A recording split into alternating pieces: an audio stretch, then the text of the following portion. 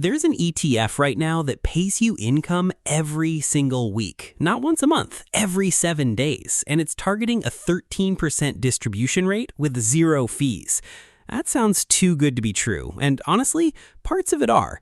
But here's the thing, this ETF has actually been outperforming NEOS since it launched, not by a little, by a noticeable margin, and almost nobody is talking about it. So in this video, I'm going to break down both of these weekly dividend ETFs. I'm going to compare them against NEOS and Goldman Sachs across 3 tests: income, total return, and safety. We're going to score each round, and by the end, you'll know exactly whether these belong in your retirement portfolio or whether they're better left on a watch list.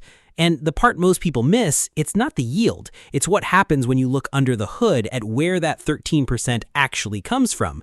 That changes everything. Quick note, I'm not a financial advisor or government employee. Everything here is for educational purposes only. For your specific situation, always check with a qualified professional. All right, let's meet these 2 funds. The tickers are EDGQ and EDGX, both from Global X. EDGQ tracks the NASDAQ 100, EDGX tracks the S&P 500. They launched on February 18, 2026, so they're about 5 months old. Now, quick correction, some videos out there say EDGX pays 11%. That's wrong. EDGX actually targets 9%. The correct rate is right there on the Global X Fund page. EDGQ targets 13%. That one is accurate. And here's why these exist. Global X already had covered call ETFs, QYLD and XYLD. Maybe you've heard of them. But those older funds had a problem. QYLD sold at-the-money calls on the entire portfolio. Over a decade, its share price dropped about 35%.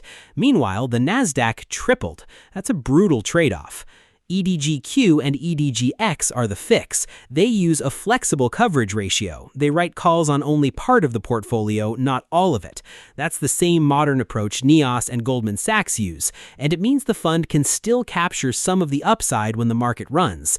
So the strategy is solid. The design is modern. Quick question right off the top. Are you currently getting paid weekly or monthly from your income ETFs? Drop it in the comments. I'm curious where this audience stands.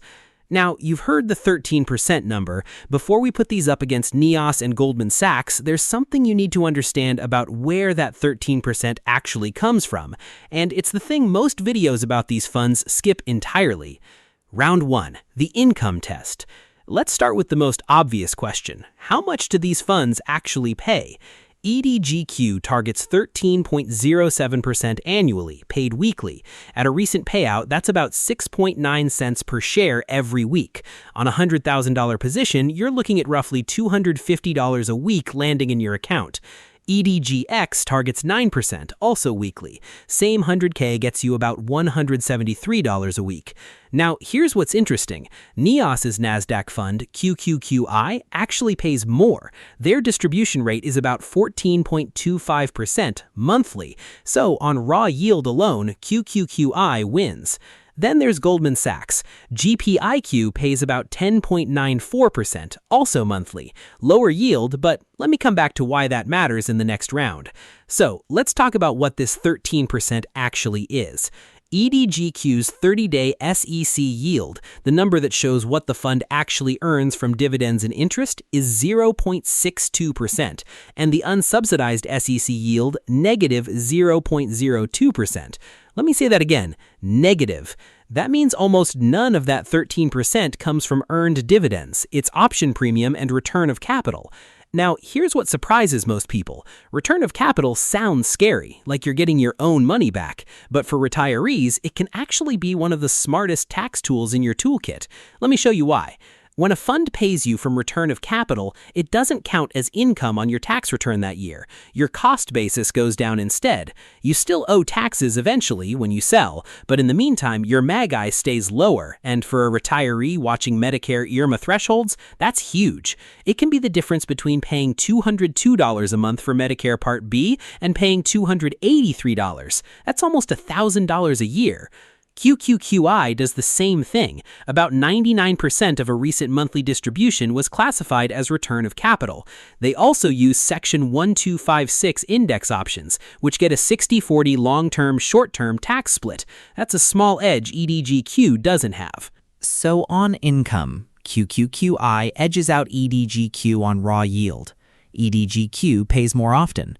Both use return of capital for tax efficiency. Round 1 goes to QQQI by a slim margin. But the yield isn't the whole story. The next round changes everything. Round 2, the total return test. Here's where things get interesting. Since EDGQ launched in February, its total return, that's price change plus dividends reinvested, is 18.84% in about 5 months. That's strong. Over that same window, QQQI returned roughly 13%, GPIQ about 14.5%. So EDGQ is winning, at least on paper. Let me think through this. Say you put $100K into EDGQ back in February. 5 months later, total return of 18.84%, that's $118,840. Same $100K into QQQI over the same window, maybe $113,000.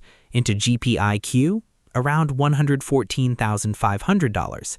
So about a $5,000 gap in EDGQ's favor. That's real money that hits your portfolio. But, and this is a big but, let's zoom out. GPIQ has been running for nearly 3 years. Its 1-year total return is 27.9%. QQQI, which has about 2.5 years of history, returned 22% over 1 year. These are seasoned funds with data across different market conditions. EDGQ has 5 months, all in a rising market. Here's what I keep coming back to. Global X's own QYLD showed great early numbers too. Then the market turned, and over a decade the share price dropped 35% while paying that big yield the whole time. That's the cautionary tale sitting right inside the same company. Now EDGQ uses a better strategy than QYLD, partial coverage instead of full. That's encouraging, but we don't have proof yet. We haven't seen a correction. We haven't seen a bear market. 5 months of bull market data is a start, not an answer. Quick question before we move on. Do you currently hold QQQI, GPIQ, or something else for your retirement income? Drop it in the comments. I read every single one. On the S&P side, it's a shorter story. EDGX actually started negative, down 3.64% in its first month. It's recovered since, but GPIX has returned 18.57% since inception, and SPYI has been running since 2022 with about 14.8% annualized. EDGX isn't in that conversation yet. Round 2? Total return goes to EDGQ on the short window, but GPIQ owns the longer track record. I'll call this one a split with a giant asterisk on EDGQ's short history. So EDGQ is keeping up on income and showing strong early returns. Sounds like a winner, right? But there's one more test, and it's the one that matters most when your retirement depends on it. Round 3, the safety test. This is where the gap opens up, wide.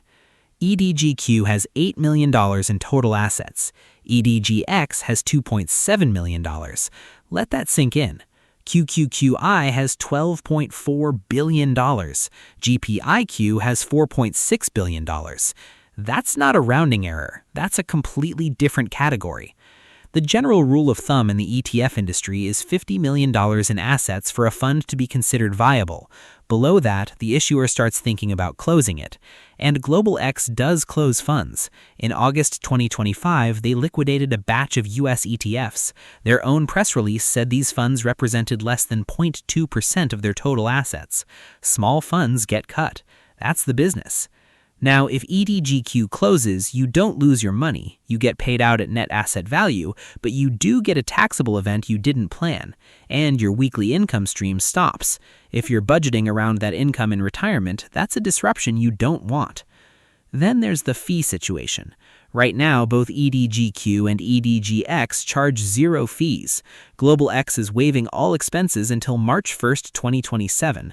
That's a legitimate deal. But after that date, the gross expense ratio kicks in, roughly 0.50%. Compare that to GPIQ and GPIX at 0.29%. After the waiver expires, Goldman Sachs becomes the cheaper option, and they've got billions in assets behind them. Here's the myth. Weekly compounding makes you richer faster than monthly. Here's the truth. The difference between weekly and monthly compounding at 13% on $10,000 is $12 a year. $12! The weekly cadence is nice for cash flow. It feels like a paycheck, and some retirees like that rhythm, but it's not a financial edge. Here's what I want you to think about. Do you believe EDGQ will still exist 3 years from now? Yes or no? Tell me your prediction in the comments. Round 3, safety, goes to the incumbents, and it's not close. QQQI and GPIQ are 1,500 times larger. They've survived market pullbacks. Their fees are locked in. EDGQ hasn't proven any of that yet. So we've scored 3 rounds: income, performance, and safety. Now it's time for the verdict, and it might not be what you expected. The smart retiree's verdict. Let's tally the scorecard.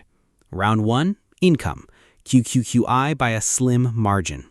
Higher yield, similar tax treatment, proven distribution consistency. Round 2, total return. EDGQ is winning the short race, but GPIQ owns the longer one. A split decision with a big asterisk. Round 3, safety, the incumbents dominate. Billions in assets versus millions. Established track records versus 5 months. Known fee structure versus a waiver that expires. So here's the honest answer. EDGQ and EDGX are promising. The strategy is modern, the early numbers are real, and 0 fees right now is genuinely attractive. But promising is not proven, and when your retirement income depends on it, proven matters. The smart retirees move? Put EDGQ on a watch list, not in your core portfolio, not yet. There are 3 trigger points that would change this. Number 1, AUM crosses $50 million. That tells you the fund has real staying power. Number 2, it survives a market drop of 10% or more. That tells you the partial coverage strategy actually works under pressure. Number 3, the fee waiver gets extended, or the fund grows enough that 0.50% still makes sense.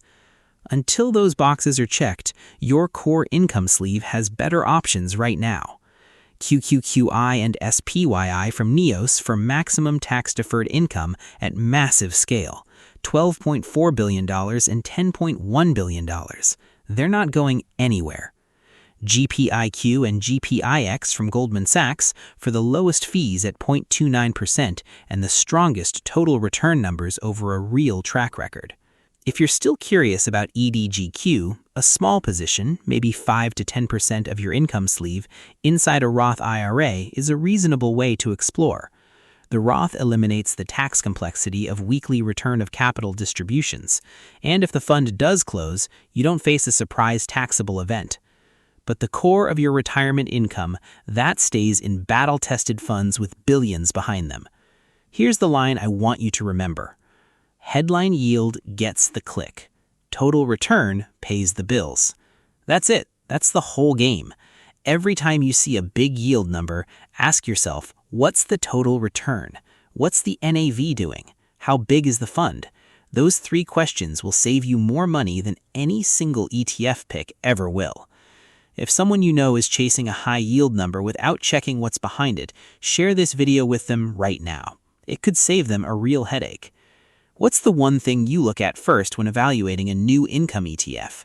The yield, the fees, or the track record? Tell me in the comments. If you're building retirement income and want to stay ahead of new funds like these, subscribe to this channel. I break these down every single week, so you don't have to.